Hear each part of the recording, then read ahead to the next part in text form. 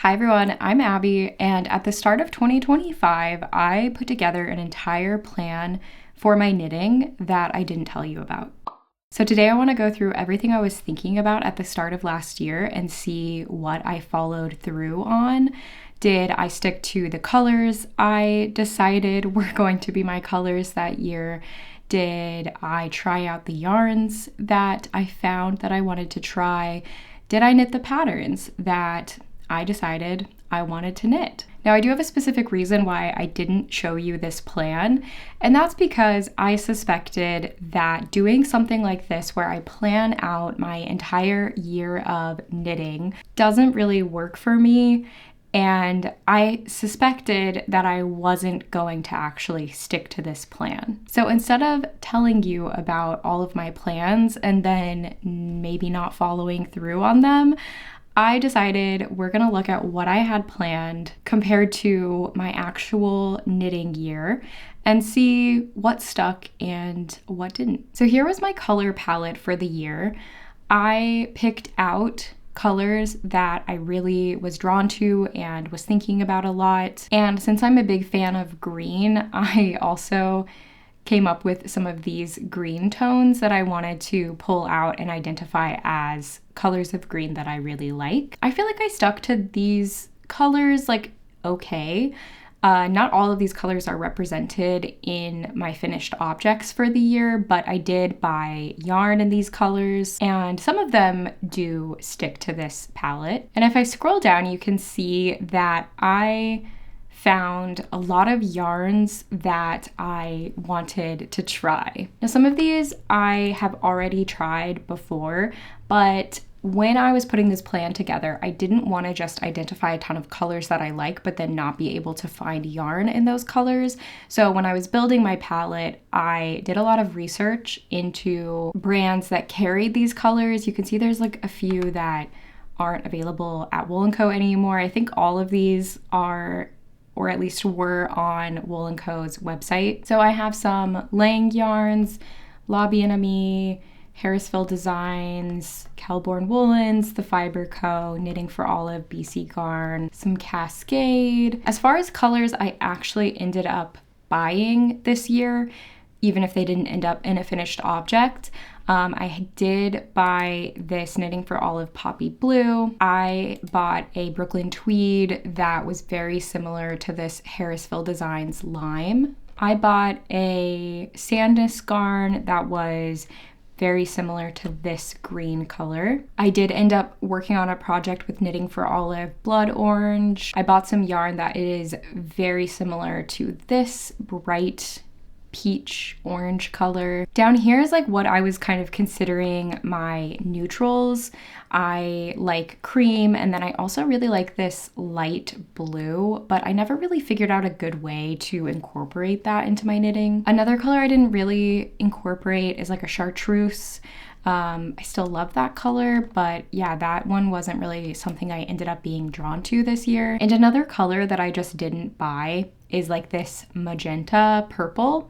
I still like this color. I do find it really hard to figure out how to incorporate this into my wardrobe. Okay, so now let's get into my actual plans to see what I was thinking about and what I ended up making. So this was my queue at the start of the year. I had what I needed to buy for, and then also what I had in stash already. I really wanted to make the Agnet cardigan by Petite Knit, and this is one that I did end up telling you about in my fall and winter plans. I bought the yarn for it in this exact green color, and that yarn ended up not being right for the pattern, so I did intend to make this and I took action to make it, but it just didn't end up working out. I was also thinking about a collared shirt. This is one I could still see myself making. I feel like it's a little bit trendy, but it's classic enough that it's just sort of an elevated sweater. So I had some ideas as far as colors. I also had the Oon sweater as one that I wanted to knit, and I knew I wanted to make it in this blood orange color, and that one I did end up knitting. I was also thinking about colorwork sweaters where the color work is just in the bottom half of the sweater. So I was thinking about this Argyle one. I also really liked this one by Irene Lin, and I was coming up with a color palette for that style of sweater. I don't know if this is like still on my mind, really. I mean, I like both of these sweaters. I just don't know that that's like what I want to be knitting. And I didn't knit anything like that in 2025. This sweater here is actually what I was planning for my partner's sweater. We were looking at this bulky sweater. It's a Jameson Watts pattern. And we were also looking at this yarn. I want to say that's a Hedgehog Fibers yarn. I can't remember exactly. We ended up changing both the pattern and the yarn, but I did knit this sweater, just not what I had conceptualized at this point in time. Okay, moving into what I already had in stash. So this was based on yarn that I had, some of which I knew, like I purchased for specific patterns, and some I was still figuring out what patterns. So this is the Chesley Toque pattern, and I have some Blue Sky Fibers in this beige, paired with some Knitting for Olive Mohair. I've had this yarn in my stash for so long, and I've had it planned out for a beanie like this, but I just haven't been able to get myself to knit with beige yarn. This is the Bone sweater paired with the Cascade Yarns Eco Plus Merino. I bought this yarn for this pattern and I did end up knitting this. I purchased this Tanis Fiber Arts Advent set at the very end of 2024. So I had it in stash and I was trying to figure out what I wanted to make. I was considering this Fade pattern by Tanis Fiber Arts or potentially an Alpine Bloom by Caitlin Hunter. I ended up using that to make a sweater, but I just self-drafted a sweater that fit all the criteria that I wanted. And I was planning a tessellated vest with this yarn and fiber that I had in stash specifically for this project. I started this in 2025. It is an ongoing whip still. Okay, moving into my like brainstorm category. This is where I was just finding patterns that I liked, that I wanted to make, and trying to find yarn colors from my palette that I thought I would like in these patterns. So first I have this Irene Lin pattern. This is a gorgeous sweater and it looks really fun to make. So I could still see myself making it. At the time I was thinking about these very bright colors paired together, and I don't know if I would go that route now. I like this pattern. I just never ended up finding the right yarn for it and casting it on. I've also been thinking about a wrap sweater for years now, and I've just never knit one. So I put down this Rebecca Clow pattern, as well as this other Irene Lin pattern, which was sort of a theme for me. I wanted 2025 to be the year that I finally knit some Irene Lin patterns, and it just didn't happen. Her patterns look so fun to knit. They produce gorgeous garments. There's just something that keeps me from casting on, whether it's like wearability or just being a bit of an undertaking like this twisted rib one would be, or feeling like these sweaters might not look as good on me as they look on her. So there's always just like something that keeps me from purchasing the pattern and casting on. I could still see 2026 being the year that I finally make one of her patterns. We'll just have to see. I also had the Pentapillar pullover as one that I wanted to knit, and I did make this one. This is, I think, a My Favorite Things knitwear sweater, and I felt like it was a pretty simple color work motif that would show off some of these colors nicely, so I was creating a palette for that.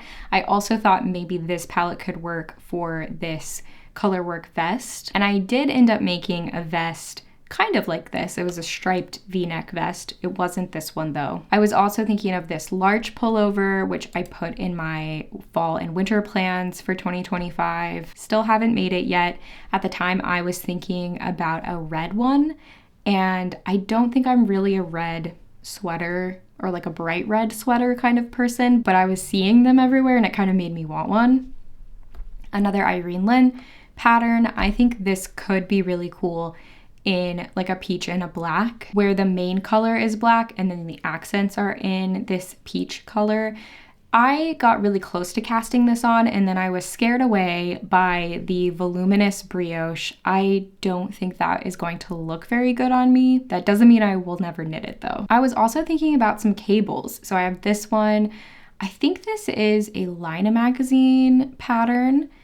It is like one of the prettiest sweaters I've ever seen. I was also thinking about the Colette pullover by Sari Nordland. Out of these two, I think I am more likely to knit the Colette because it does seem more wearable to me, whereas this sweater is like an art piece. This green check means that this is a pattern that I own, so I was hoping to prioritize patterns that I own. This is the Look at My Holes by James Watts. I've knit this sweater before. I knit one in 2024, and I was thinking about knitting another one in a linen or some sort of warm weather material because my first one I knit in wool. That did not end up happening. I decided to knit the rib lace raglan instead because I wanted something different.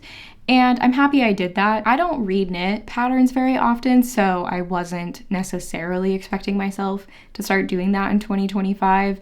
I was also thinking about the BB pullover. Is that what this one's called? I kind of just threw this one on there. I don't think I was really expecting myself to actually make it. This is another colorwork pattern that I already own because I got it in a like buy one get one sale. It's from Tin Can Knits.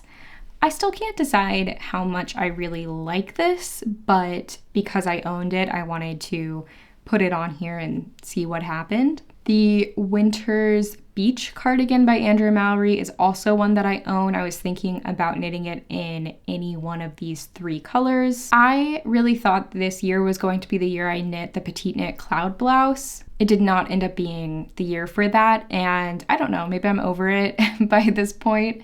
I also own the No Sweatshirt by Park Williams. I attempted to make this. It did not go well. It wasn't something that I liked the look of, and I knit way too big of a size. But I thought maybe this would be the year that I revisited that pattern, but that did not happen. I also own the Book Club cardigan by Sari Nordland. I bought it when it was on sale during the initial release and during the hype, and I have since maybe decided I don't actually want to knit it.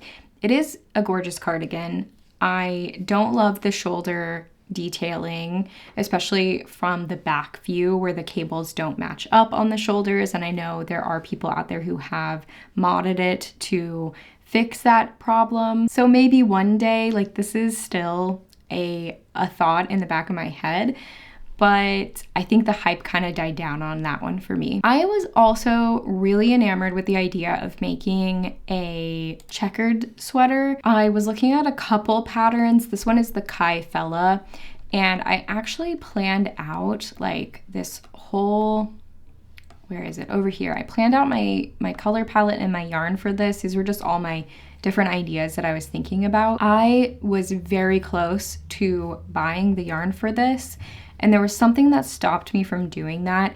And I don't know if I'm as excited about this sweater as I was at the start of the year. So the fact that I didn't end up making it this year probably means I'm not going to make it. And then over here are my accessories. So I wanted to make the Weekend headband by Petite Knit, mostly as a running headband when I run outside in cold weather running. I did end up making that in December. It was my second to last FO of the year. Did not end up liking that pattern, but it was on my plans and I did follow through with that one. I also own the Traveler Cowl pattern, and I was pretty confident I was going to make this year, and I never ended up finding the yarn for it that I wanted. I also thought this might be the year that I knit a Sophie scarf. Did not end up being the year for that. I own this Andrea Gaughan beanie pattern as well. It's just a basic 2x2 rib beanie, and I didn't end up making any ribbed beanies this year. And then these are some other accessories that I kind of threw on here. I was thinking about this like bandana neckerchief situation. I have always loved a bandana, and I just can't figure out how to style it in a way that actually matches the rest of my styling. Like I think I don't have the style for it, but I just love the look of them. And I had found this garter stitch beanie. I think it's knit sideways, and I had a sideways project on my bingo board for the year, and I was also just looking at like some interesting accessories that I might want to make in between my bigger projects, and I just wasn't really in the mood for that for most of the year. The only other thing I have on this board is all of the yarn that my partner and I looked at as we were planning out his sweater. We went through so many different types of yarn, and I was trying to find a sample photo for each one, like what each yarn looked like knitted up so that he could get that visual. And so I was on Ravelry trying to find projects and putting all of this together. We took a really long time to go through all of this and figure out what he wanted, and he ended up settling on this one, which is a Menostel Uruguay yarn. That's my whole 2025 board. Here is the percentage of what I ended up knitting, and I think my experiment is complete. My conclusion is that I don't really stick to a yearly plan like this. The patterns that I am thinking about at the very start of the year are often not what I want to knit for that entire year. There are so many new patterns that come out, there are knit-alongs that happen, and just other things I see people making that I want to make too. I also end up picking up yarn when I'm out traveling, and then I have the yarn and I have to figure out a pattern to make out of that yarn, and so that derails me from my plans. The thing that I think I did stick to fairly well, and what I'll probably carry into next year, is my color palette. This is something I'm still really trying to figure out, so I will probably make a couple adjustments to the color palette for 2026. Like, I think I could take out this red. I could also probably take out this light blue. I think it veers a little bit too gray for me, so even though I like it as a color, it's not something I typically pick up to knit with. And then I'm still deciding on the magenta color, but I think the fact that I never really knit with it this year, I don't think I even bought any yarn out of this color. I did buy pink, just not this particular shade of pink. Still love my greens, and I think the rest of this color palette is something that I would knit today. I would maybe add a couple of colors, so that's something that I need to figure out. Are you a plan everything out at the start of the year and stick to it kind of person? If you are, I want to hear from you, because you are probably a much more organized person than I am, but I just get distracted by things. And even though I do like to have a loose plan for the year, like I do already have some patterns for 2026 that I know I want to make, but I just don't want to plan everything out, and this confirmed that for me. I also have a lot of ambitions at the start of every year that slowly fade as the year goes on, and I start to come back to reality and realize I can't realistically knit like 12 to 15 sweaters in a year without, making some other concessions in my life. So I think that tends to like humble me on my plans. Curious to hear your thoughts on this. Thanks for watching, and I'll see you in the next video. Bye!